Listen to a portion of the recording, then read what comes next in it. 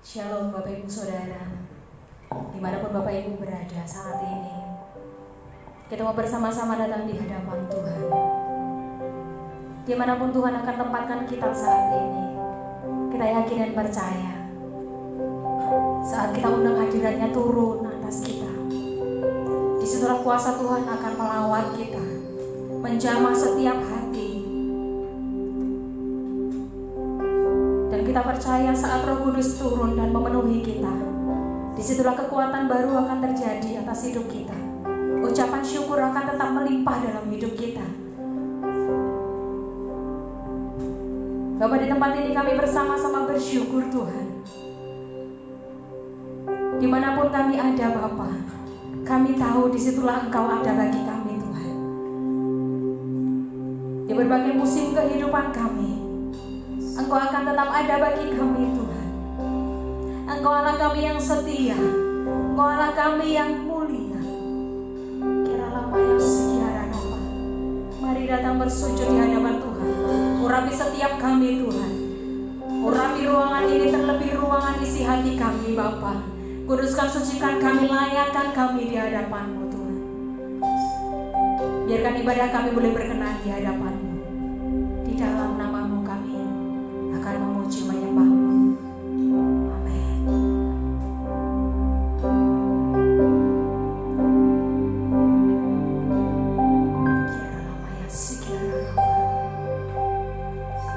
Musim akan selalu berganti,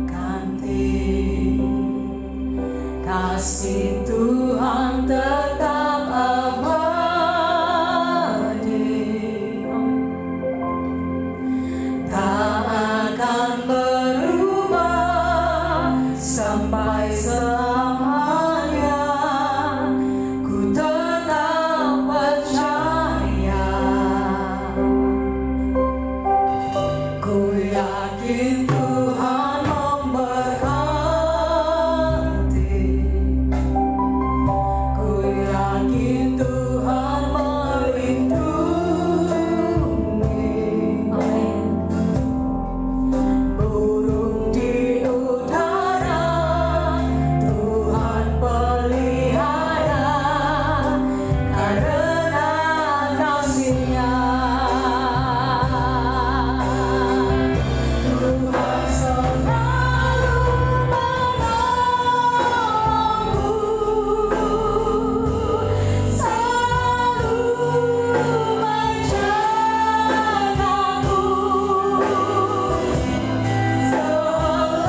Selai rambutmu tak akan jatuh tanpa seizin.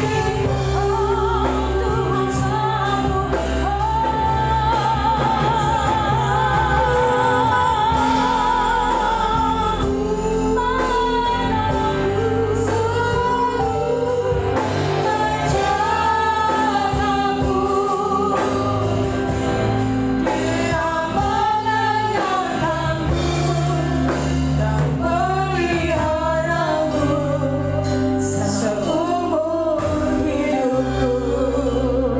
Bapak Ibu Saudara, mungkin hari-hari ini bukan hari-hari yang mudah untuk kita lewati. Mungkin hari-hari ini adalah satu hal yang sangat benar-benar menjadikan kita satu pergumulan besar. Mungkin kita berperang dengan kondisi ekonomi keuangan. Mungkin kita berperang dengan penyakit. Mungkin kita berperang dengan situasi kondisi yang ada saat ini. Mungkin berbagai persoalan boleh terjadi atas hidup kita. Mungkin secara manusia kita tidak bisa melihat harapan ke depan seperti apa. Namun satu hal yang pasti, kita memiliki Allah yang besar. Dan tidak sehelai rambut pun akan Tuhan izinkan terjadi, bahwa rambut kita akan terjatuh tanpa seizin Tuhan. Pemeliharaannya akan tetap utuh bagi kita. Pemeliharaannya akan tetap ada bagi kita sampai kapanpun, sampai selama-lamanya. Mari Bapak Ibu Saudara lebih bijak untuk kita menghadapi setiap persoalan dalam hidup kita. Jangan pernah kita salah untuk kita bersikap. Jangan pernah kita salah untuk kita menyikapi setiap permasalahan yang boleh kita hadapi saat ini. Satu hal kita mau tetap fokus pada Tuhan. Satu hal kita mau tetap percaya bahwa Allah kita lebih besar dari setiap permasalahan yang ada saat ini. Allah kita lebih besar dari persoalan yang Bapak Ibu hadapi saat ini. Kiara lama yang sigara lama.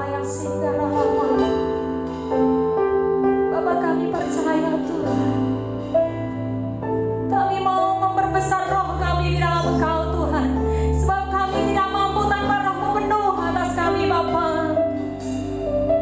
Mari katakan bersama bagi Tuhan. Musim akan selalu berganti. Apapun musim dalam hidup kita, Tuhan tetap ada.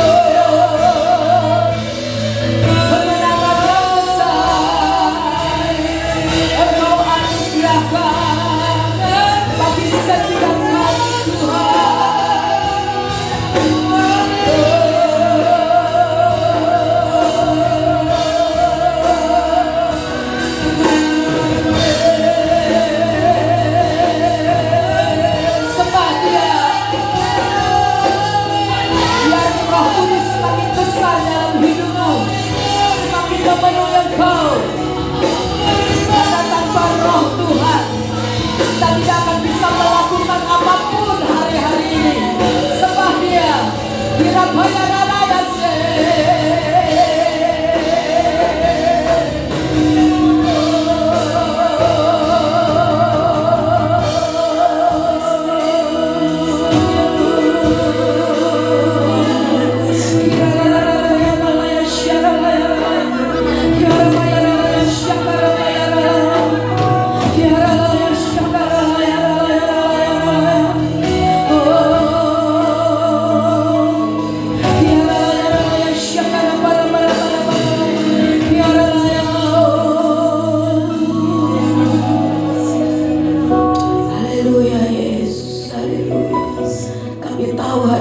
Ada di tengah-tengah kami, bahkan hadirat-Mu ada di dalam setiap kami umat-umat ketebusan-Mu Tuhan. Kira payarala ya syakarata karapaya, kira payarala ya syakarata karapayarala, kira payarala ya syakarata karapayarala, karapayarala ya syakarata karapayarala, kira payarala ya syakarata karapayarala.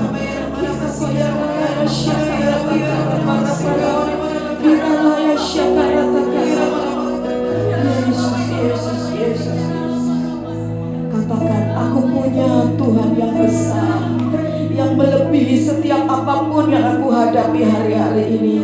Katakan dengan imanmu, saudaraku. Katakan dengan iman.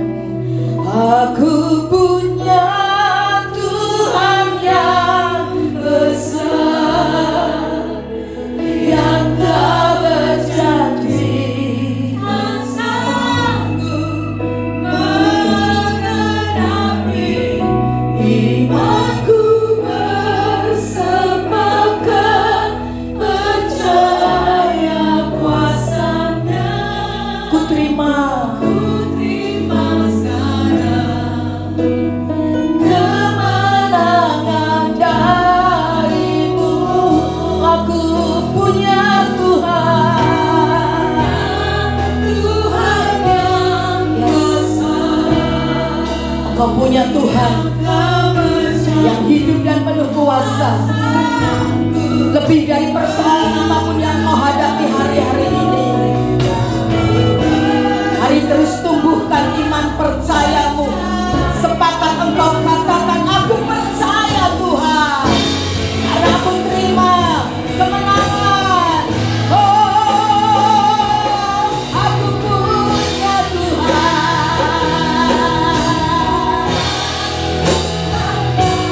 besar, yang tak berjanji, yang sanggup mengenapi imanku,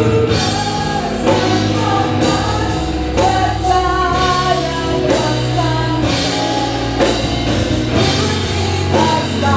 Ku terima sekarang, ku terima.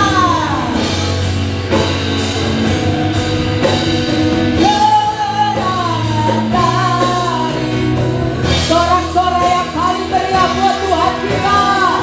Haleluya, haleluya. Terima kasih Tuhan, terima kasih. Dalam keadaan apapun hari-hari ini, kami tetap percaya, kami tetap punya iman. Kami tidak melihat dengan mata jasmani kami, tapi kami melihat dengan mata iman percaya kami kepadamu.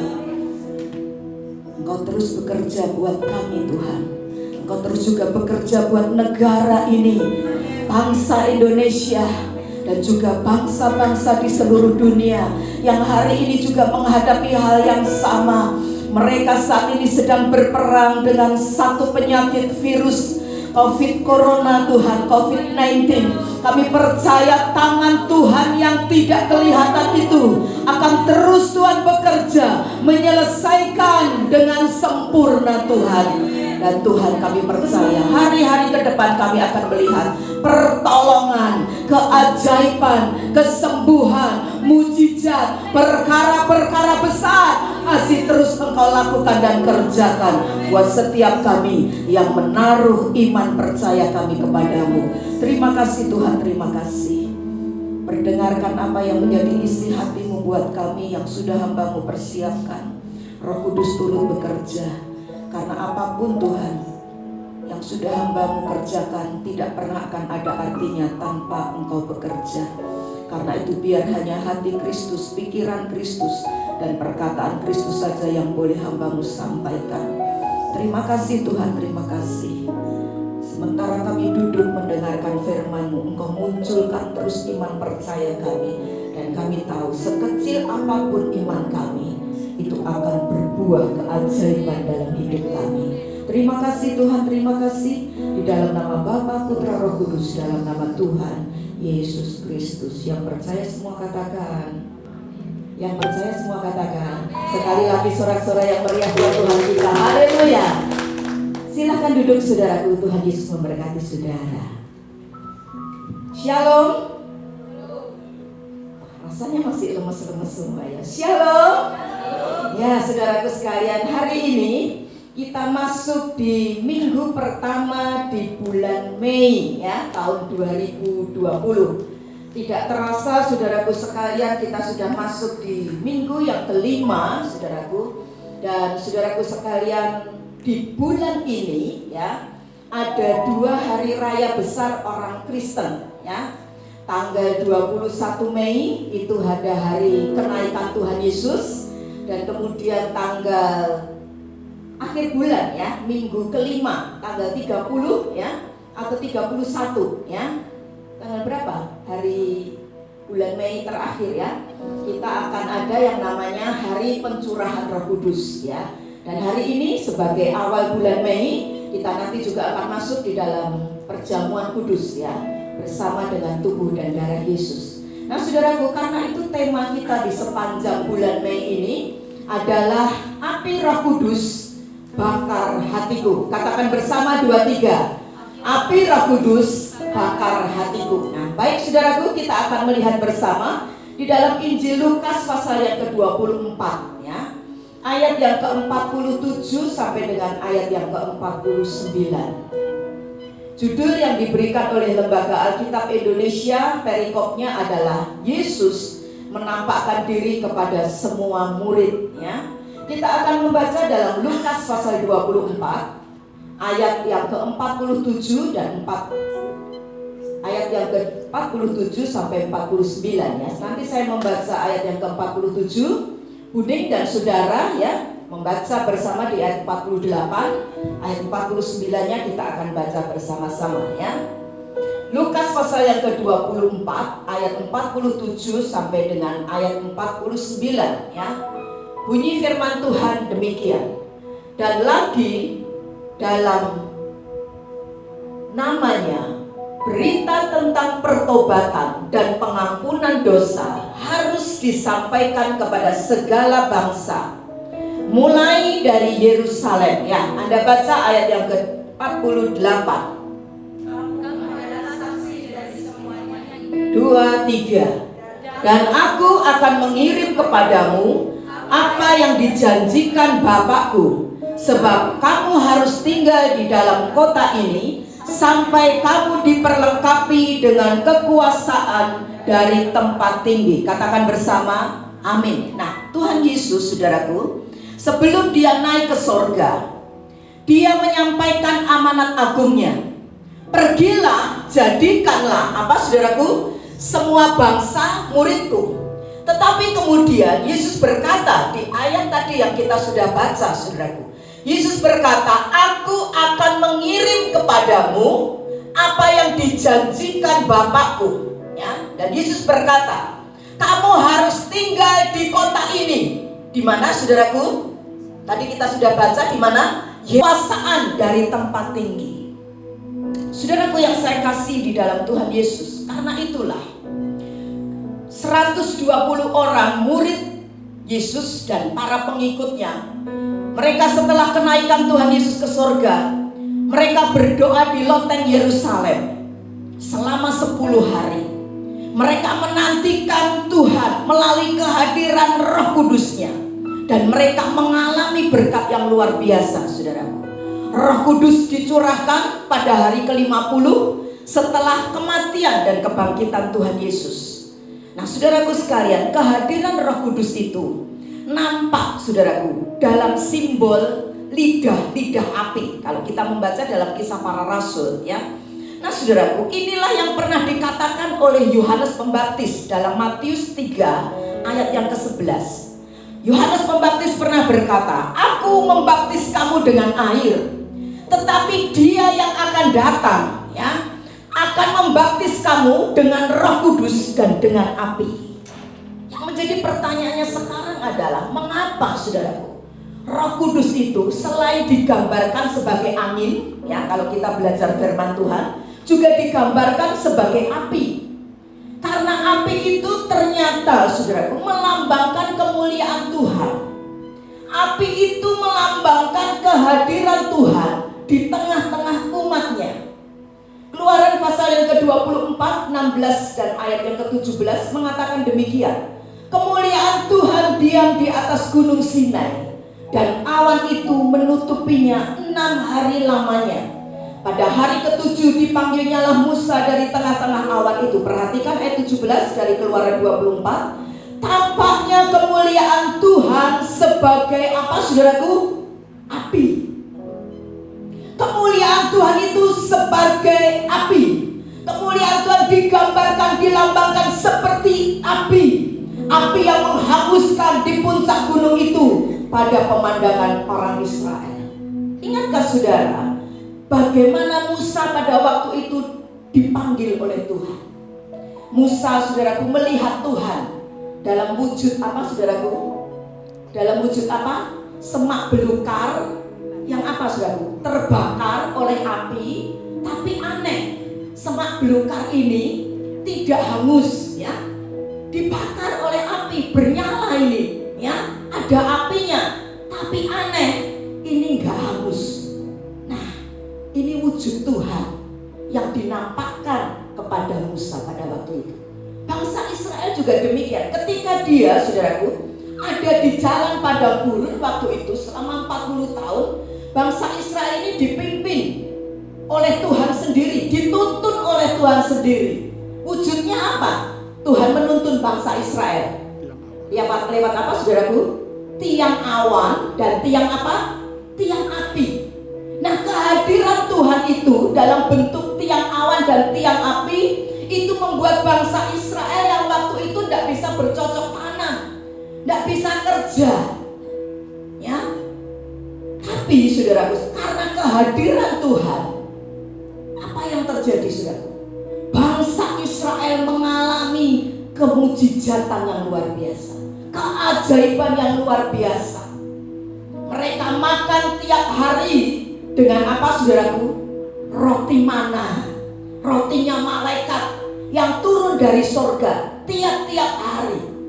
Bahkan, saudaraku, minggu yang kemarin kita belajar, bangsa Israel ketika minta daging, ya, Tuhan juga kirimkan itu daging. Daging apa, saudaraku? Burung puyuh. Dan, saudaraku, kehadiran Tuhan juga membuat mereka mengalami yang luar biasa. Bukan hanya berkat Tuhan, tapi pemeliharaan Tuhan. Baju yang mereka pakai nggak rusak 40 tahun loh. Sepatu mereka, sandal mereka, kasut mereka nggak rusak, saudaraku. Luar biasa, ya. Kehadiran Tuhan itu membuat sesuatu yang luar biasa. Hari ini, saudaraku, kita butuh setiap waktu Tuhan hadir dalam hidup kita. Amin, saudaraku. Mungkin hari-hari ini kita tidak bisa bekerja seperti hari-hari yang lalu. Ada banyak kendala, ya, di sistem sekarang kalau kerja. Apa? Apa itu? Work from home, ya, bekerja dari rumah, belajar dari rumah, ya. Nggak seperti yang lalu. Mungkin juga ada sebagian dari kita, saudaraku, yang bekerja, saudaraku sekalian, hari ini kerja, besok nggak kerja. Atau ada juga, saudaraku, yang kerjanya 5 hari, ya, masuknya dalam 1 minggu harusnya 6 hari, jadi cuma 5 hari saja. Itu masih bersyukur. Ada juga mungkin di antara kita yang alami yang namanya PHK, ya, diputus hubungan kerja, ya. Tapi dengar baik-baik, setiap hari saudara harus punya yang namanya kehadiran Tuhan. Amin, saudaraku. Kehadiran Tuhan akan membuat hidup kita ada dalam pemeliharaan dan berkat Tuhan lewat Roh Kudus-Nya, api Roh Kudus dalam hidup setiap kita. Nah, saudaraku, kita akan belajar sekarang apa sih fungsi dari api. Salah satu fungsi api yang dilambangkan sebagai Roh Kudus itu, ya, salah satunya adalah api itu membakar habis yang namanya kotoran.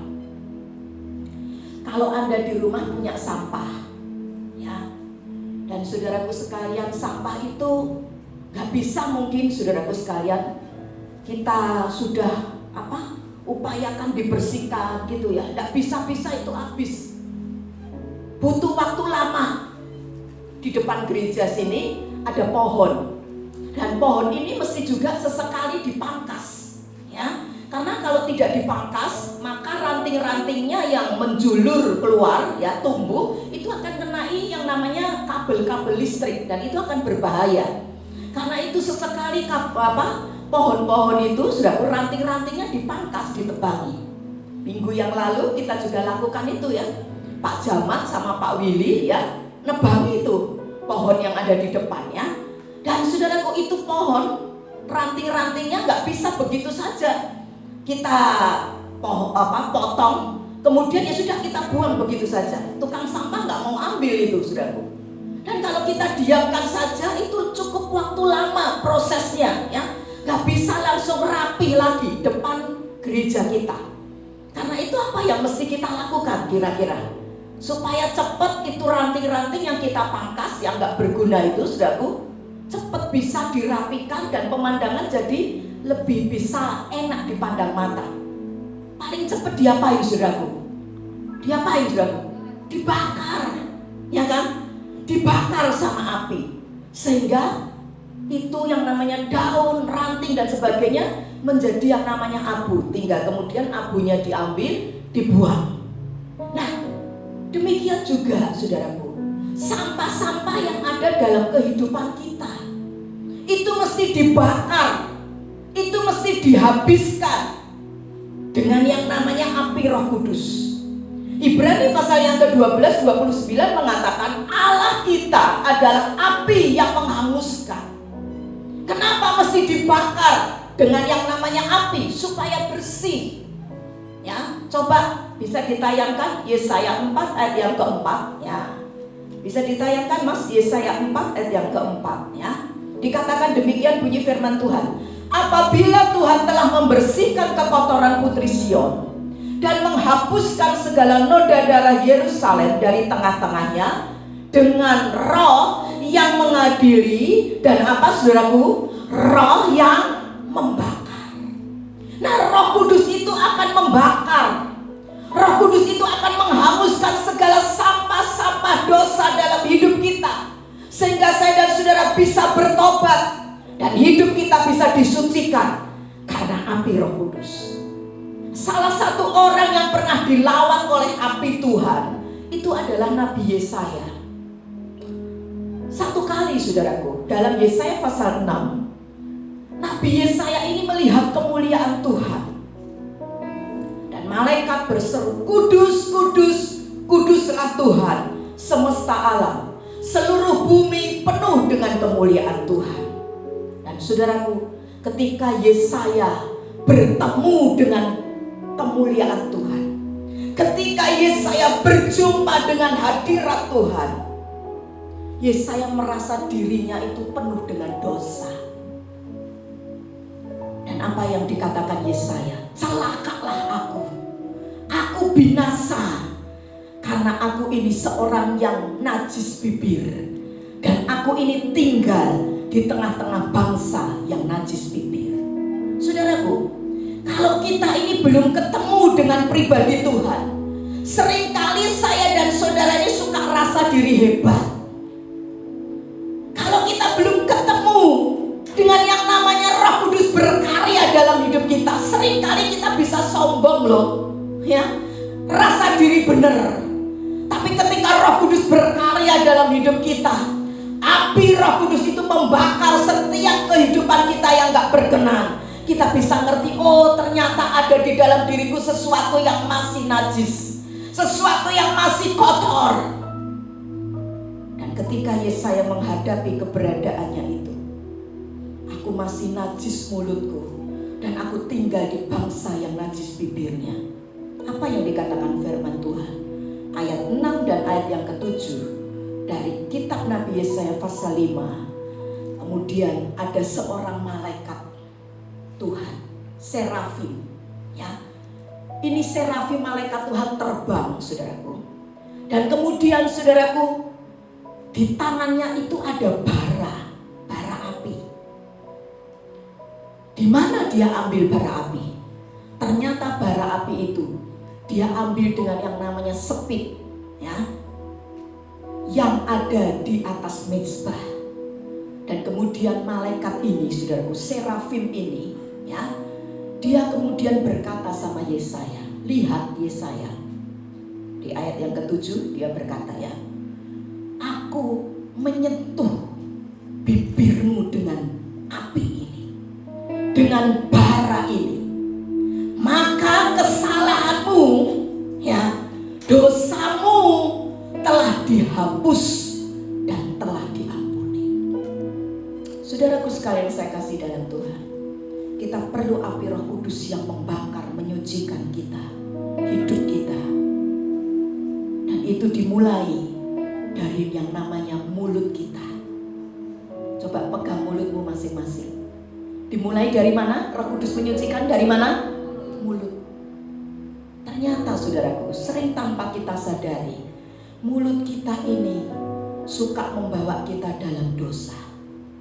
Karena itu, bulan Mei ini kalau kita mau mengalami yang namanya keajaiban Tuhan, penyertaan Tuhan lewat Roh Kudusnya yang terus membakar, menyucikan kita sehingga kita punya hidup berkenan kepada Dia. Dan kita menjalani hari-hari ini bukan dengan kekuatan kita, tapi dengan kekuatan Tuhan yang akan memampukan kita menjalani semuanya ini, melewatinya dengan cara yang ajaib. Bersihkan mulut kita dan minta Roh Kudus hari ini, Tuhan, bawa terus api Roh Kudus menyucikan mulutku. Amin, saudaraku. Mulai dari mana? Dari mulut.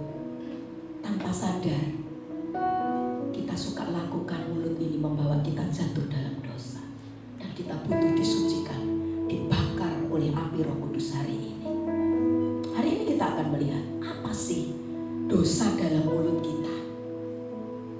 Kenapa mulut bisa membawa kita dalam dosa? Coba Buning baca Pengkhotbah 5 ayat 5, ya.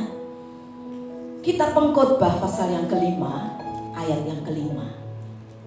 Saya akan bawa saudara mungkin banyak membaca, ya, karena biar Roh Kudus yang berbicara lewat setiap ayat-ayat firman Tuhan hari ini buat saudara. Pengkhotbah 5 ayat 5. Demikian bunyi firman Tuhan. Pengkhotbah 5 ayat yang ke-6. Ayat yang kelima. Pengkhotbah 5 ayat 5, Bu. Pengkhotbah 5 ayat yang ke-5. Janganlah mulutmu membawa engkau ke dalam dosa, dan janganlah berkata di hadapan utusan Allah bahwa engkau gila. Apakah perlu Allah menjadi murka atas ucapan-ucapan dan merusakkan pekerjaan tanganmu? Iya, terima kasih Buning. Dari ayat firman Tuhan ini kita belajar, ternyata Tuhan itu bisa marah. Tuhan bisa murka, gak sekedar marah ini, murka, marah banget. Karena yang namanya mulut kita. Bahkan sampai Tuhan, saudaraku, berkata ayat ini, sampai Tuhan itu merusakkan pekerjaan tangan kita. Yang kita lakukan dibuat Tuhan rusak. Karena yang namanya mulut kita. Karena itu firman Tuhan tadi mengatakan, janganlah mulutmu membawa engkau kemana, saudaraku? Dalam dosa. Karena itu hari ini mesti disucikan dengan api Roh Kudus, dibakar dengan api Roh Kudus mulut kita. Nah, seperti seperti apa sih mulut kita ini yang membawa dalam dosa sampai dirusakkan pekerjaan tangan kita. Saudaraku, saya berdoa tidak ada satupun di antara saudara di tempat ini dan juga saudara yang ada menyaksikan ibadah. Amin, saudaraku. Engkau pengen hidupmu berhasil, amin. Engkau pengen engkau diberkati Tuhan, amin. Engkau pengen pekerjaanmu, tanganmu ini tidak dirusak tapi diberkati. Apa yang engkau sentuh dibikin berhasil, amin. Nah, saya doa itu buat saudara juga. Demikian juga kerinduan saudara. Karena itu saudaraku, kita mesti introspeksi diri hari ini. Karena saudaraku, mulut kita ini bisa membawa kita dalam penghakiman. Setiap perkataan sia-sia, firman Tuhan berkata demikian, satu saat akan kamu pertanggungjawabkan. Mungkin hari ini kita berkata, biasa, aku sudah biasa lakukan hal dosa dengan mulutku, tapi aku hidupku gak apa-apa kok, baik-baik aja, gak ada masalah. Dengar saudaraku, apa yang ditabur orang pasti apa saudaraku? Kita tuai. Dan tuaian kita itu pasti lebih banyak dari apa yang kita tabur. Kalau kita naburnya benar, maka kita akan menuai yang benar. Tapi kalau kita naburnya salah, kita juga akan tuai yang salah. Nah, apa saja sih dosa dalam mulut kita yang mesti kita bereskan hari ini? Disucikan, dibakar dengan api Roh Kudus. Yang pertama yang namanya dosa perkataan nasar atau janji yang kita tidak tepati. Saudaraku, dalam ayat 3 dan ayat 4 dari Pengkhotbah pasal 5 tadi, ya, kita naik sebentar ya. Kalau tadi kan kita baca ayat yang kelima ya dari Pengkhotbah pasal 5. Coba Kuning baca ayat 3 dan ayat 4-nya ya. Pengkhotbah 5 ayat 3 dan ayat 4. Kalau engkau bernasar kepada Allah, janganlah menunda-nunda mengenepatinya, karena ia tidak senang kepada orang-orang bodoh. Tetapi tepatilah nasarmu. Lebih baik engkau tidak bernasar daripada bernasar tetapi tidak menepati. Ya, terima kasih. Tuhan berkata apa? Kalau engkau bernasar kepada Allah, ya, kepada manusia juga sama loh. Karena Tuhan sebagai saksinya. Tuhan bilang apa firman Tuhan tadi? Tepatilah apa saudaraku? Nasarmu. Terus ayat yang keempat dikatakan apa? Lebih baik engkau tidak bernasar daripada bernasar tetapi tidak menepatinya. Nah, mungkin Anda setelah mendengar firman ini berkata, wah Bu Evi, kalau gitu saya tidak usah janji aja sama manusia, sama Tuhan, terlebih tidak usah janji. Salah juga kalau kita tidak janji. Kenapa? Firman Tuhan ngajar kita loh, ada kuasa doa. Amin. Amin saudaraku. Dan doa yang berkuasa adalah doa yang lahir dari orang yang imannya benar, ya kan? Yang hidupnya benar nih. Tapi juga jangan lupa loh, doa berkuasa disertai juga selain hidup kita benar. Apa saudaraku? Ada lagi firman Tuhan ngajarkan, puasa, ya kan? Jenis ini tidak bisa diusir kecuali dengan apa? Doa dan puasa. Jadi dalam doa dan puasa ada kuasa. Tapi juga jangan lupa, doa dan nasar, janji kita itu juga punya kuasa. Contohnya mana Bu? Oke, saya kasih contoh. Anda ingat kisah Hana dalam surat 1 Samuel atau kitab 1 Samuel? Seorang ibu yang sudah bertahun-tahun nikah, gak punya anak, alias mandul. Ya saudara, bertahun-tahun nih, sampai suaminya akhirnya ambil istri baru. Namanya siapa? Ingat gak kisah ini? Penina. Ya.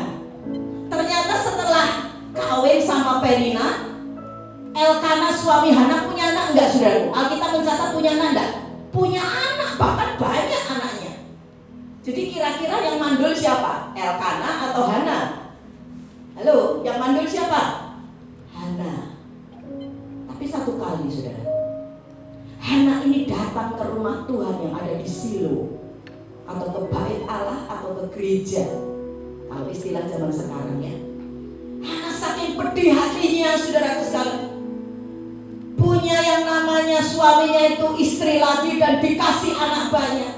Dia jerit, dia nangis sama Tuhan, dia doa. Dan dalam doanya itu dia bernasar, berjanji sama Tuhan. Tuhan, kalau Tuhan kasih sama aku seorang anak laki-laki, maka aku akan persembahkan anak ini kepada Tuhan seumur hidupnya.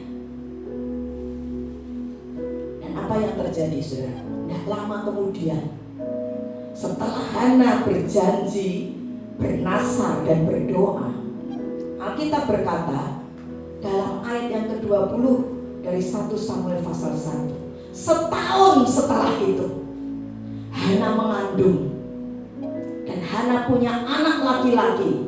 Dikasih nama siapa anaknya ini? Samuel. Dan Hana menepati janjinya. Samuel dibawa kepada Imam Eli, dipersembahkan untuk menjadi hamba Tuhan. Tapi apakah Tuhan selesai begitu saja? Ternyata tidak. Coba Buning baca 1 Samuel 2 ya. Tak lama kemudian, saudaraku, Tuhan mengindahkan Hana.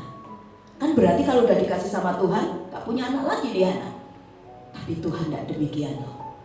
Tuhan lihat dan dengar baik-baik. Kuasa doa disertai dengan nasar. Apa yang dilakukan Tuhan? 1 Samuel pasal yang kedua ya. Baca ayat 21 ini. Ayat 21 dari 1 Samuel pasal 2. 1 Samuel 2 ayat yang ke-21. Dan Tuhan mengindahkan Hana sehingga dia mengandung dan melahirkan 3 anak laki-laki dan 2 anak perempuan lagi. Sementara itu makin besarlah Samuel yang muda itu di hadapan Tuhan. Ya, terima kasih. Bertahun-tahun mandul. Tapi setelah dia doa dengan nasar, dikasih anak tidak cuma 1. Berapa anaknya, saudaraku? 6. Ya kan? Yang pertama siapa? Samuel. Kemudian tadi firman Tuhan bilang lagi, setelah itu dipersembahkan nih Samuel sama Tuhan. Tuhan kasih anak lagi berapa? 3 anak laki-laki lagi. Jadi 4 nih ya sama Samuel. Dan 2 anak perempuan. Luar biasa. Doa dan nasar. Besar kuasanya. Saudaraku, siapa mau hari-hari ini melihat kemandulan dalam ekonomimu, kemandulan dalam kesehatanmu, kemandulan dalam keharmonisan rumah tanggamu, dan sebagainya, kemandulan-kemandulan lainnya diubah jadi keajaiban. Siapa yang mau? Doa dengan nasar. Amin, saudaraku. Dan nasar itu harus engkau tepati. Karena kalau tidak, engkau sudah berbuat dosa. Yang kedua, dosa apa lagi dari mulut kita yang perlu dibakar dengan api Roh Kudus? Yang namanya dusta, bohong. Ya, Wahyu 22 ayat 15 bisa ditayangkan, Mas. Wahyu 22 ayat 15 dikatakan demikian. Tetapi anjing-anjing dan tukang-tukang sihir, orang-orang sundal, orang-orang pembunuh, penyembah-penyembah berhala, dan setiap orang yang mencintai apa? Dusta, yang suka berdusta, yang suka bohong, dan yang melakukannya tinggal di dalam surga atau di luar surga? Tinggal di luar surga, tidak masuk surga, alias masuk mana? Neraka. Bahkan Efesus pasal 4:25 mengatakan, karena itu buanglah dusta, buanglah yang namanya bohong, dan berkatalah benar seorang kepada yang lain. Jujur, saudaraku, berapa banyak daripada kita ini mudah berdusta, dan kita pikir nggak apa-apa, Tuhan ampuni kok, itu dosanya, bohongnya bohong putih demi kebaikan kok. Sering kan kita seperti itu ya. Tapi dengar baik-baik loh, orang yang suka bohong, suka berdusta, dan tinggal dalam kerajaan surga. Saudaraku yang saya kasih dalam Tuhan, saya mau tanya sama saudara, saudara suka dibohongi? Suka enggak? Dibohongi pasangan, dibohongi orang, dibohongin anak, bohongin orang tua. Suka? Kira-kira nih, gak suka ya? Kira-kira kalau anakmu suka bohong, atau suami atau istrimu ketahuan bohong, kira-kira apa yang Anda lakukan? Yang Anda katakan apa? Gak apa-apa nak, bohong terus ya. Gak apa-apa pak, bohong anak terus, sana tambah lagi terus bohong. Gak apa-apa bu, bohong terus. Seperti itu. Saya percaya orang yang ngomong gitu mesti masuknya di rumah sakit jiwa. Ya kan saudara? Demikian juga dengan Tuhan. Kita aja sebagai manusia tidak suka dibohongin. Demikian Tuhan tidak suka dibohongin. Saudaraku, berapa banyak kita berdusta dan kita merasa baik-baik aja. Maaf saudaraku, saya bukan ngurusi saudara, tapi Alkitab ngajar sama kita, tidak boleh bohong. Amin saudaraku. Mau bohong putih, bohong abu-abu, bohong pink, bohong apa, tidak boleh bohong. Ya, lihat dalam Perjanjian Baru, dalam kitab Kisah Para Rasul, dalam zamannya Rasul Petrus, ada suami istri yang bohong. Dia jual tanahnya itu ya. Terus saudaraku sekalian, dia kan nasar janji sama Tuhan, kalau ini tanah laku, aku persembahkan semua sama Tuhan. Ketika tanahnya laku saudaraku, separuh dia umpetin, simpen, separuh dia bawa. Dan ketika ditanya sama Rasul Petrus, benar nih semuanya? Mereka bilang apa? Iya semuanya Pak Petrus, Pak Pendeta, ya kan? Akhirnya Alkitab mencatat apa dalam Kisah Para Rasul pasal yang ke-5 ayat 1-11. Mereka mati seketika. Mungkin tidak mati secara fisik, tapi mati rohanimu, mati ekonomimu, mati keharmonisan. Karena apa? Suka bohong. Dalam Perjanjian Lama juga begitu.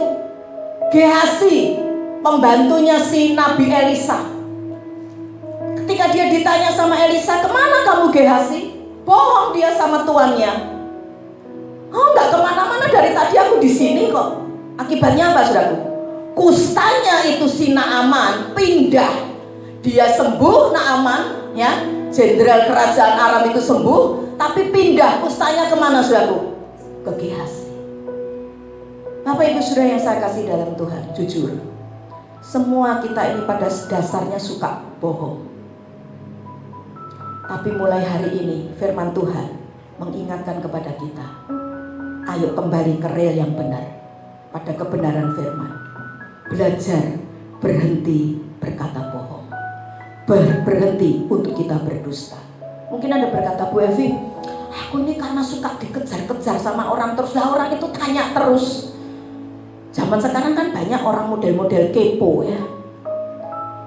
Do you understand kepo? You know kepo? Orang yang suka ngurusin urusan orang itu loh ya, suka pengen tahu. Dengar saudaraku, dan semua pertanyaan itu harus kita jawab. Betul apa betul? Kalau Anda ditanya, Bu mau kemana? Ke pasar. Ngapain? Apa Anda mau jawab? Oh saya mau beli bayam, saya mau. Gak perlu. Gak perlu semua pertanyaan itu apa saudaraku? Dijawab. Nah seringkali kan kita suka gitu kan. Wah ini loh yang jualan tuh, ini lagi cuannya kecil nih, malah belum cuan, belum untung nih. Padahal untungnya udah gede belum? Udah gede. Oh, mungkin kalau ditanya apa kabar ya, shalom, baik puji Tuhan, shalom gitu ya. Sudah makan belum? Jawabnya apa sukanya? Halo? Sudah ya, padahal belum. Ada yang jawabnya belum, padahal sudah. Seringkali kan kita begitu ya. Sakit? Enggak. Ya kan? Keinjek temennya? Enggak. Padahal apa saudaraku? Sakit. Sebagai orang timur seringkali kita suka terlatih untuk bohong ya. Bohong kecil-kecil itu loh. Tapi lama-lama kita suka bohong. Hati-hati loh, kita tidak masuk dalam kerajaan sorga. Karena itu mari belajar dalam hidup ini. Buang yang namanya bohong. Dan minta Roh Kudus bakar aku hari ini dengan api yang menyucikan, menguduskan hidupku. Yang ketiga, dosa apa lagi dalam mulut kita ini yang perlu dikuduskan oleh Roh Kudus, dibakar oleh api Roh Kudus? Yang ketiga yaitu dosa yang namanya sungut-sungut. Bukan kepala saudara kemudian keluar sumutnya jadi kayak semut ya, atau kayak binatang apa, enggak saudaraku. Tahu sungut-sungut enggak? Orang sungut-sungut itu orang yang suka ngeluh dengan keadaannya. Orang bersungut-sungut itu orang yang suka ngeluh dengan hidupnya. Orang yang suka bersungut-sungut itu adalah orang yang suka mengeluh juga tentang orang lain. Dan saudara mungkin berkata, saya mau mengeluh, mau ngomel, mau gerutu. Itu kan mulut-mulutku sendiri, bukan mulutnya Bu Evi. Kok ngurusin? Saudaraku sekalian, saya nggak ngurusin saudara, tapi Alkitab ngurusin saudara. Tuhan yang menciptakan mulutmu itu ngurusin mulutmu. Coba Bunding baca 1 Korintus 10 ayat 10 ya. 1 Korintus pasal 10 ayat 10 ya. Firman Tuhan berkata apa? Tuhan sangat serius loh dengan yang namanya bersungut-sungut.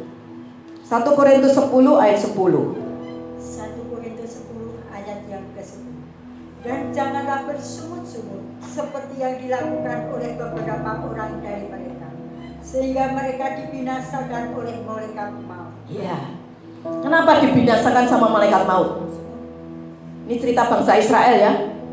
Tidak ada satupun dari mereka yang masuk kecuali siapa? Kaleb dan Yosua. Karena mereka suka bersungut-sungut. Dibinasakan semua, mati, nggak masuk ke negeri perjanjian, tanah Kanaan. Suka apa saudaraku? Bersungut-sungut. Suka ngomel, suka mengeluh tentang dirinya, tentang orang lain, tentang keadaannya dan sebagainya. Dalam hidup ini saudaraku ada banyak alasan kita bisa bersungut-sungut. Seperti hari-hari ini ya. Wah, dibatasi, mau kemana dibatasi, mau antri di kasir aja kasih jarak sampai panjang banget gitu ya. Susah, repot. Tergantung kita loh, pandangan kita loh. Mau bersungut-sungut apa enggak itu tergantung diri kita. Ada banyak segudang alasan untuk kita ngomel, untuk kita bersungut-sungut, untuk kita mengeluh. Tapi juga saya percaya ada segudang alasan buat kita untuk bersyukur kepada Tuhan. Amin. Nih misalnya saudara kerja, udah capek, gaji dikurangin, ya kan? Kan tadi yang saya bilang, sehari masuk, sehari enggak. Harusnya 6 hari kerja, berapa hari kerja? 5 hari, gajinya dikurangin. Capek, gajinya kurangin lagi. Tergantung kita kok. Kalau kita bisa bersyukur, puji Tuhan. Biar gaji kecil, masih kerja. Ya kan saudara? Betul apa betul? Daripada nggak punya kerja, nganggur. Tapi panas bu, keringetan. Tergantung kita juga, cara pandang kita.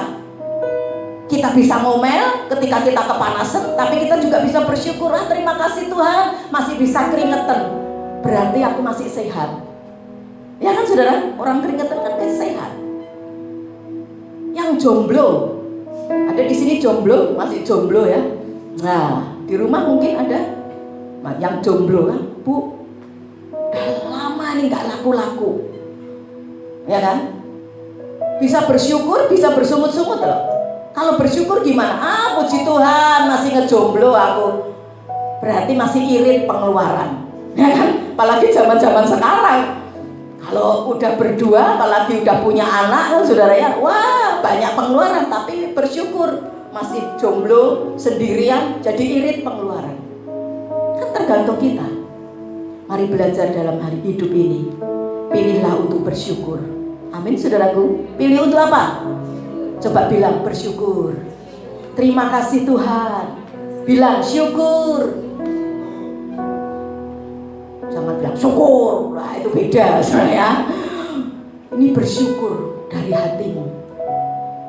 Terima kasih Tuhan, aku bersyukur. Saya percaya ketika kita ngomong gitu, ada kelegaan di hati kita. Daripada ngomel, ngeluh, bersungut-sungut, bisa sesek loh napas kita. Iya apa iya? Ya kan saudara? Mari kita bersyukur. Coba bilang, ayo bersyukur. Ya. Bilang sama kanan kirimu, ayo bersyukur. Amin. Dan pegang dadamu sekarang bilang, terima kasih Tuhan. Amin. Kemarin Mbak Lia bilang, ya, waktu saya ambil air, tiap hari puji Tuhan saya dikirimin kangen water. Ya, saya tanya, gimana suami? Minggu depan, ya, masih itu work from home. Saya bilang sama Lia, WL kita tadi, no, syukuri. Dan Tuhan selalu tidak pernah terlambat nolong kamu. Usahamu sekarang sudah mulai, meskipun ya baru kecil, tapi saya kemarin bilang tetap netes berkat Tuhan, tetap mengalir. Amin saudaraku, bersyukur. Masih punya apa tadi?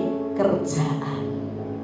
Ya, hari ini mari belajar jangan suka bersungut-sungut. Yang keempat saudaraku, apalagi dosa yang perlu kita bereskan dan dibakar dengan api Roh Kudus, yaitu yang namanya penghakiman. Ya, coba baca Imamat 19 ayat 16. Imamat 19 ayat yang ke-16. Janganlah engkau pergi kian kemari menyebarkan fitnah di antara orang-orang sebangsa.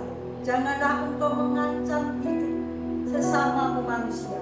Akulah Tuhan. Ya, firman Tuhan berkata, janganlah engkau pergi kian kemari, kesana kemari. Apa saudaraku?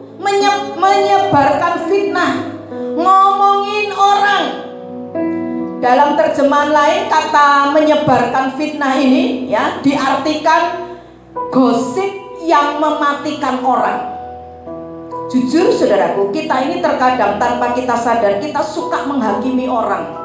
Kita suka menggosip. Ada sebuah ungkapan berkata demikian, gosip dibuat oleh orang bodoh, gosip disebarkan oleh orang blowon, dan gosip dipercaya hanya oleh orang idiot. Saya percaya Anda nggak pengen disebut bodoh, nggak pengen disebut blowon, nggak pengen disebut idiot. Benar saudaraku? Karena itu mari kita belajar, jangan terpancing untuk gosip. Jangan terpancing yang namanya menyebarkan fitnah. Saudaraku, ingat kisahnya Miriam sama Harun kakak Musa, ya? Di Bilangan pasal yang ke-12 itu, saudaraku, mereka ngomongin hanya berdua nih, ya. Dan yang diomongin ini Musa, adiknya sendiri. Mereka nggak kesana kemari, enggak loh. Tapi hanya berdua ini ngomong, masing-masing Miriam sama Harun nih. Mereka ngomongin Musa tentang wanita atau istri yang diambil sama Musa. Memang dalam penafsiran, saudaraku, ada yang menafsirkan Musa itu mengambil istri lagi selain istri yang bernama Sipora, anak Imam Yitro, ya. Tapi saudaraku, sebetulnya tidak demikian. Kenapa saudaraku? Karena kalau kita belajar firman Tuhan, kata kus, ya, mereka kan memperdebatkan masalah wanita kus. Ternyata kus ini artinya adalah Midian. Dan saudaraku, Midian atau Kus itu adalah keturunan daripada Abraham dari istrinya yang bernama Ketura. Karena setelah istri Abraham yaitu Sarah meninggal, kemudian saudaraku Abraham punya istri lagi namanya Ketura. Nah, keturunannya itu ya disebutnya sebagai Kus atau Midian. Memang ini bukan dari bangsa Israel. Dan itu menunjuk kepada pribadi Sipora. Jadi sebenarnya saudaraku, bukan kemudian Musa itu ngambil istri lagi, punya istri lagi, tapi sesungguhnya itu Sipora. Dan memang benar Sipora ini bukan dari bangsa Israel asli, orang Yahudi enggak. Keturunan orang Kus, bangsa Midian tadi, keturunan dari Abraham dengan istrinya yang bernama siapa tadi? Ketura. Meskipun benar nih, ya, Sipora itu bukan dari bangsa Israel, faktanya benar. Tapi Tuhan tidak suka gosip. Itu terjadi dalam hidup anak-anaknya. Musa diem. Kalau kita belajar Alkitab tuh dalam Bilangan pasal 12, Musa diem, gak bela diri, gak ngomong apa-apa, diem, pura-pura gak ngerti. Tapi Tuhan yang marah loh. Akibatnya apa? Itu Miriam kena kusta. puji Tuhannya si Musa ini dia punya jiwa pengampun. Dia berkata di ayat 13 ya, dari bilangan yang ke-12, ya Allah, ya, sembuhkanlah kiranya dia. Dan saudaraku sekalian, Tuhan sembuhkan Miriam. Tapi disembuhkan setelah 7 hari Miriam kena kusta. Jadi zaman dulu kan kusta itu sebagai apa, saudaraku? Penyakit terkutuk, dikucilkan. Miriam nanggung malu. Berapa hari, saudaraku? 7 hari. Malunya luar biasa. Gara-gara gosip, gara-gara menghakimi orang. Meskipun benar ya, tapi Tuhan tidak suka kita hakimi orang, kita tunjuk orang, kita tuduh orang.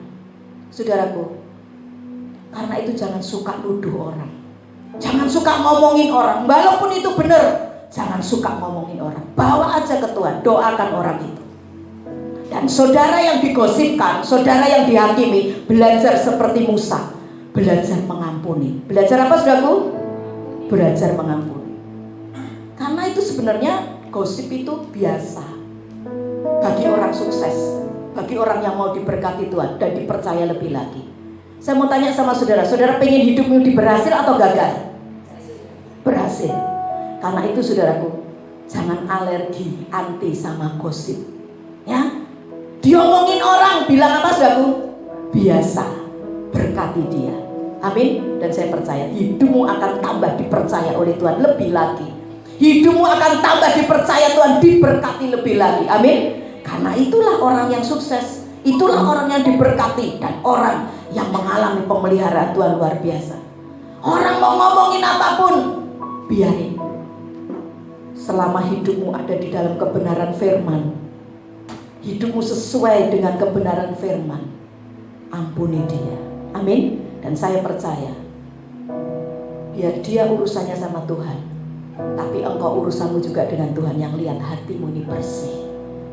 Dan Tuhan akan semakin mempercayakan perkara-perkara yang lebih besar dan keberhasilan-keberhasilan dalam hidupmu. Yang terakhir kita lihat, dosa apa lagi yang perlu kita bereskan, dibakar dengan api Roh Kudus, yang namanya perkataan kotor. Efesus pasal yang keempat ayat yang ke-29, firman Tuhan berkata demikian. Coba mungkin bisa ditayangkan Efesus 4 ayat 29. Janganlah ada perkataan kotor keluar dari mulutmu, tetapi pakailah perkataan yang baik untuk membangun di mana perlu, supaya mereka yang mendengarnya beroleh kasih karunia. Kata jangan berarti Tuhan berkata apa, saudaraku? Berarti apa? Jangan. Berarti apa? Dilarang. Dilarang, nah. Kalau kamu mau hidupmu diberkati, kalau kamu mau bahagia hidupmu, jangan ada yang namanya perkataan kotor. Apa sih perkataan kotor?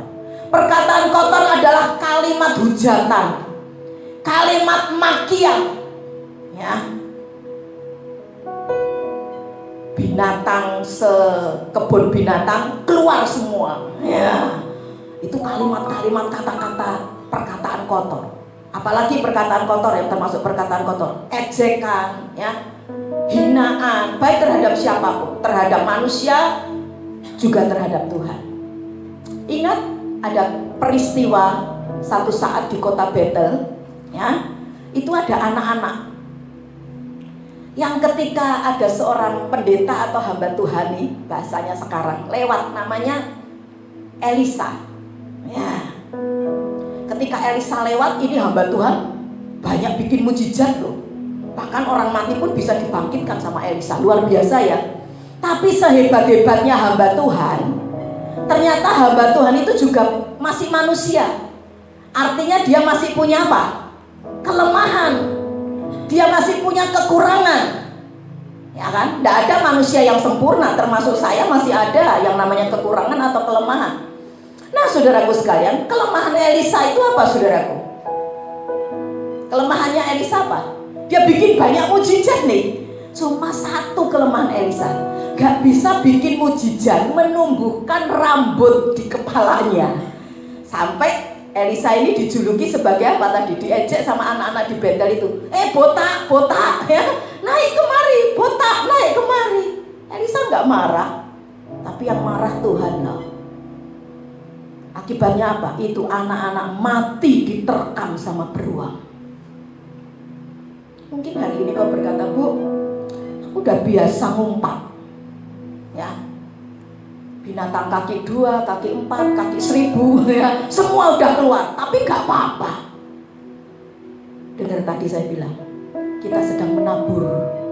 Kalau engkau hari ini gak bertobat, engkau gak minta api Roh Kudus menguduskan, menyucikan, membakar mulutmu, engkau sedang menuai.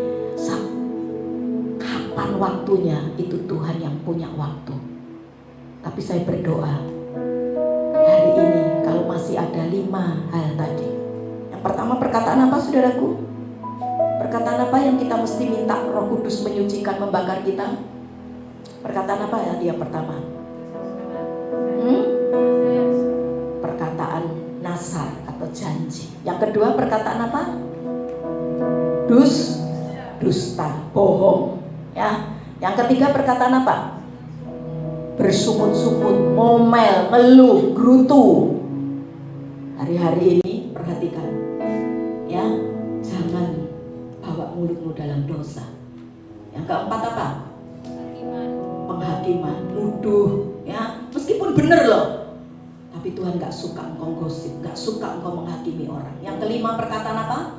Perkataan kotor, kalimat ejekan, kalimat makian, kata-kata hinaan, ya, kata-kata hujatan.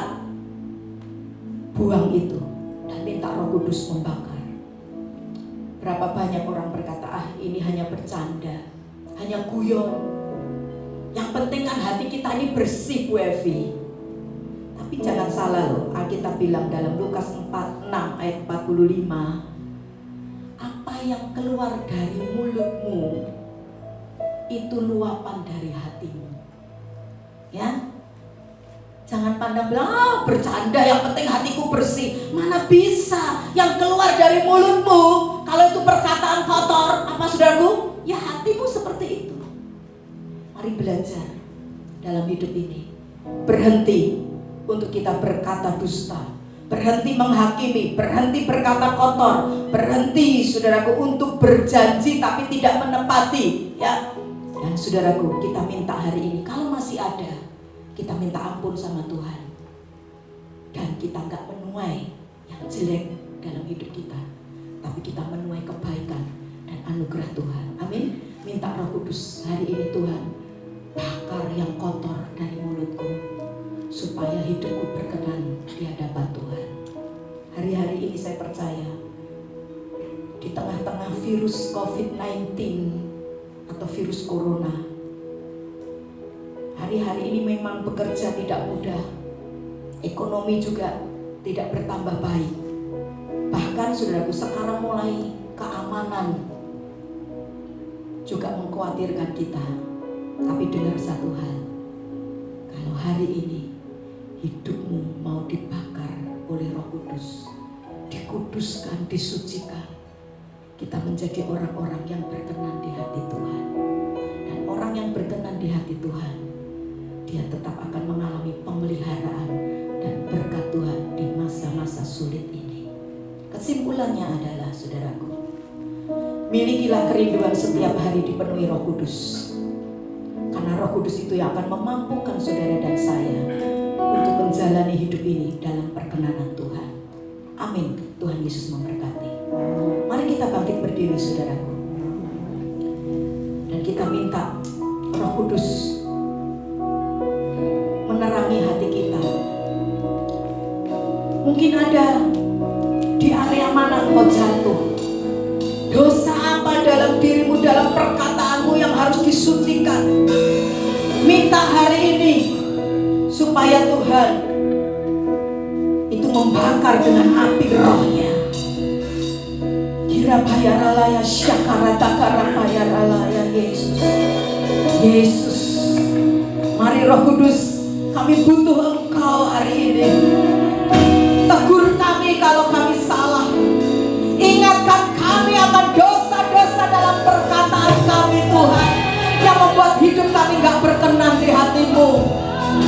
supaya ketika kami menjalani hari-hari kami ada dalam perkenanan Tuhan. Dan perkenanan Tuhan di masa sulit ini memampukan kami untuk hidup dalam berkat-Mu dan pemeliharaanmu yang terus menerus dalam hidup kami.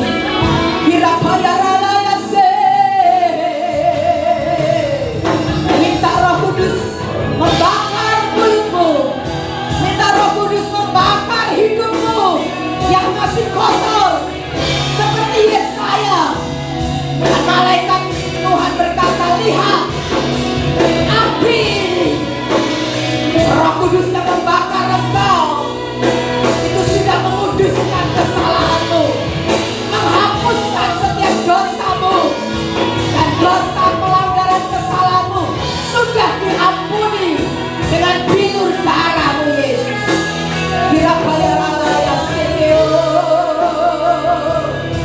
Ya Yesus.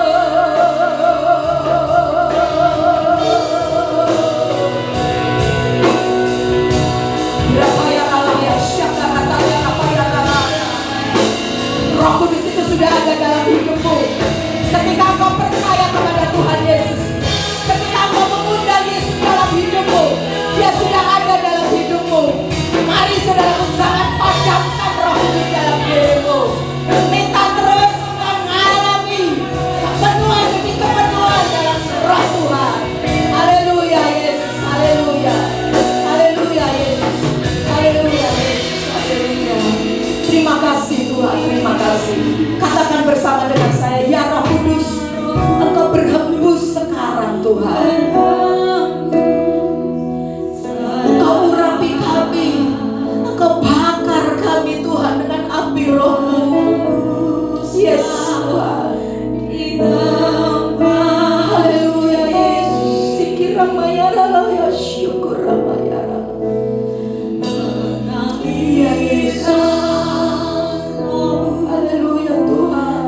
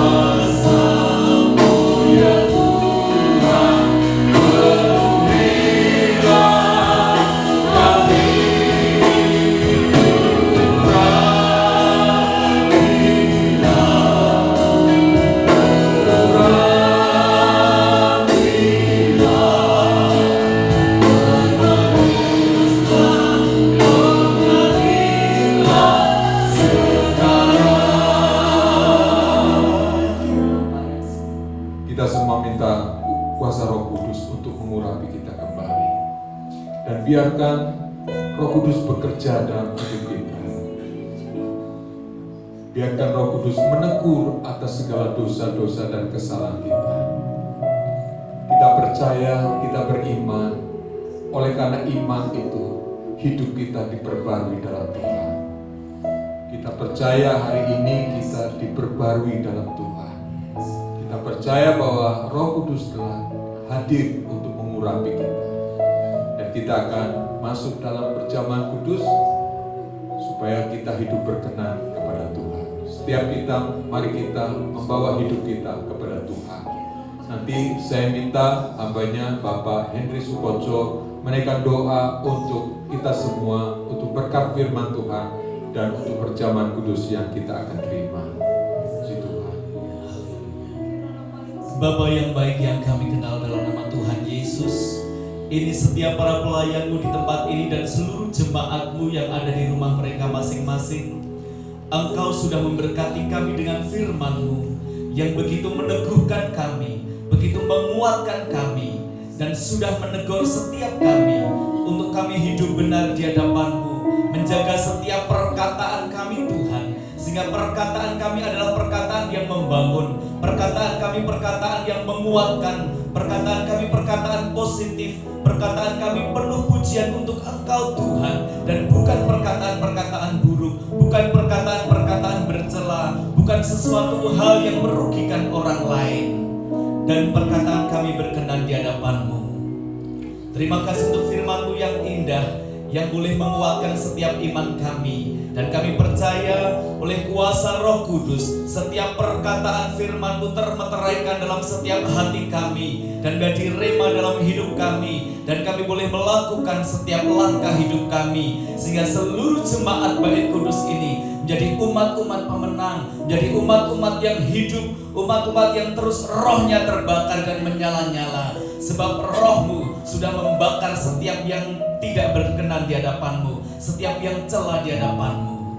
Terima kasih Bapa, dan saat ini kami menyediakan hati kami untuk menerima perjamuan kudus. Bila persekutuan tubuh dan darah-Mu ini Tuhan menyatu dengan tubuh dan darah kami, meneguhkan kami, menguatkan kami, mendewasakan kami, dan kami mampu menjalani hidup kami hari-hari ini dan seterusnya. Sebab persekutuan tubuh dan darah-Mu menguatkan dan memberikan kekuatan baru bagi setiap langkah kami. Terima kasih Tuhan, kami berkemenangan dan kami terima perjamuan kudus ini yang sudah dikuduskan di dalam nama Tuhan Yesus Kristus. Haleluya, haleluya, amin. Silakan saudara duduk. Kita naikkan pujian El Shaddai, El Shaddai.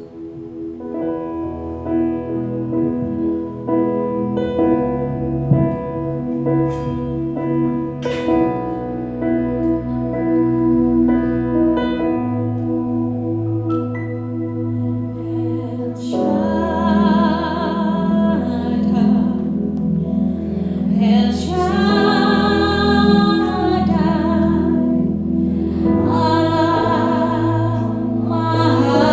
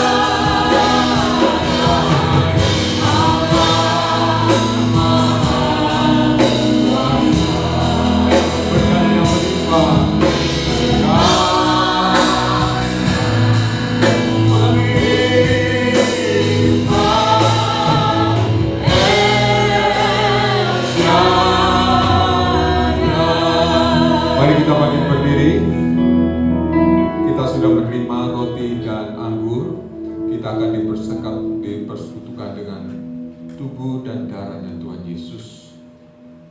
Saudara mempercayai bahwa ini adalah persekutuan dengan tubuh dan darah Yesus. Amin. Bahwa kita dan telah dimerdekakan, ditebus oleh darah Yesus. Kita perlu mengingat lagi akan korbannya Tuhan Yesus. Dengan mengingat korbannya Tuhan Yesus, kita akan dikuatkan dalam Tuhan. Kita percaya hari ini kita dipersatukan dengan tubuh dan darah Yesus. Mari kita angkat dengan tangan kanan kita lebih atas dari kepala kita. Sebab apa yang telah kuturuskan kepadamu telah aku terima dari Tuhan, yaitu bahwa Tuhan Yesus pada malam waktu ia diserahkan mengambil roti, dan sesudah itu ia mengucap syukur atasnya, ia memecah-mecahkannya dan berkata, inilah tubuhku yang diserahkan bagi kamu, perbuatlah ini menjadi peringatan akan aku. Jemaat yang adalah tubuhnya Kristus, bukankah roti yang padanya kita mengucap syukur, bukankah semuanya itu dalam persekutuan, yaitu di dalam tubuhnya Tuhan Yesus Kristus? Katakan amin. Mari kita makan dengan iman dalam nama Tuhan.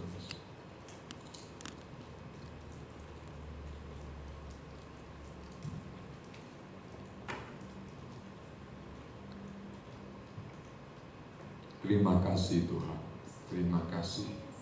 Kami sangat percaya dan bersyukur untuk korban-Mu Tuhan, yang telah membereskan hidup kami di hadapan-Mu.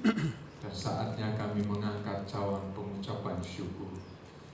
Olehnya juga Tuhan, darah-Mu bekerja bagi kami. Lidah kami dibasuh dengan darah-Mu, supaya senantiasa kudus dan berkenan kepada Engkau Tuhan. Terima kasih, terima kasih. Mari kita angkat cawan pengucapan syukur.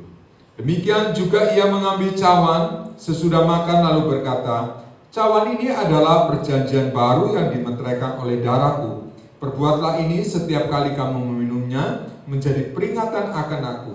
Sebab setiap kali kamu makan roti dan minum cawan ini, kamu memberitakan kematian Tuhan sampai ia datang. Saudara, bukankah cawan pengucapan syukur yang padanya kita menaikkan syukur, bukankah semuanya itu dalam persekutuan, yaitu di dalam darahnya Tuhan Yesus? Kita katakan amin. Mari kita minum dengan penucapan.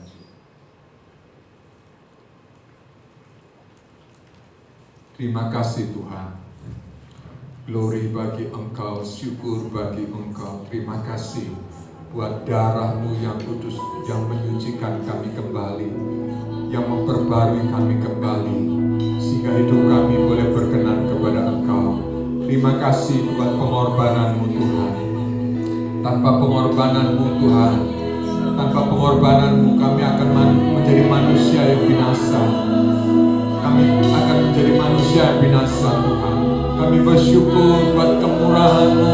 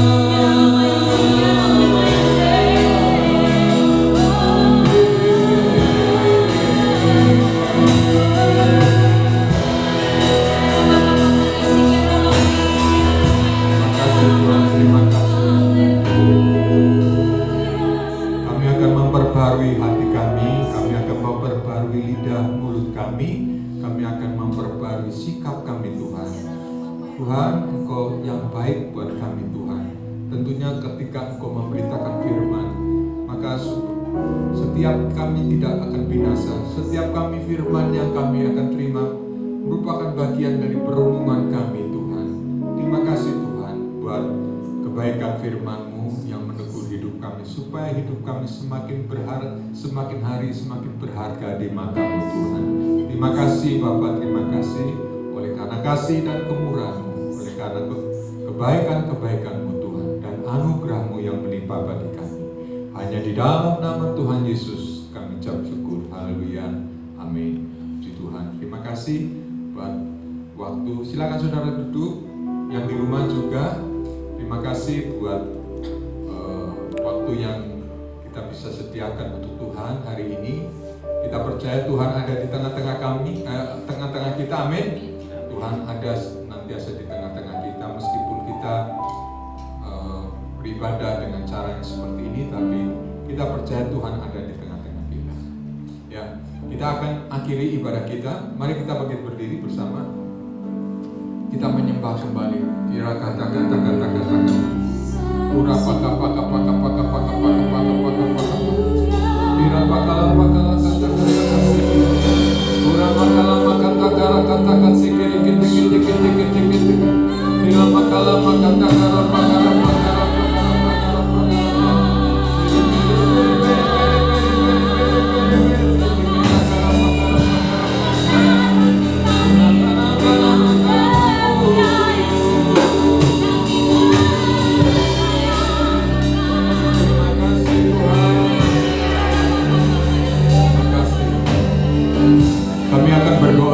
Sidang jemaat yang saat ini membutuhkan bantuan doa, silakan saudara letakkan tangan kirimu di dada dan tangan kananmu diangkat, dan mari kita menyembah Tuhan.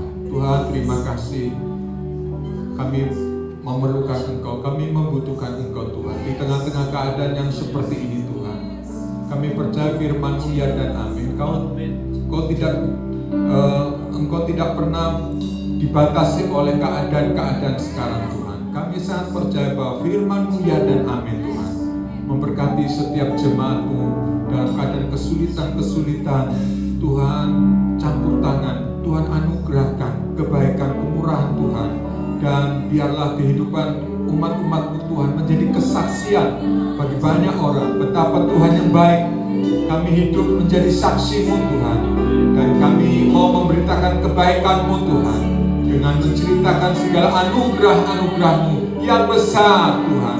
Hanya di dalam nama Tuhan Yesus jemaat menjadi saksinya Tuhan, menjadi anugerahnya Tuhan, betapa baiknya Tuhan, betapa mulianya Tuhan, kemurahan, kebaikan Tuhan senantiasa terjadi dalam hidup jemaat Tuhan. Di dalam nama Tuhan Yesus, haleluya, amin.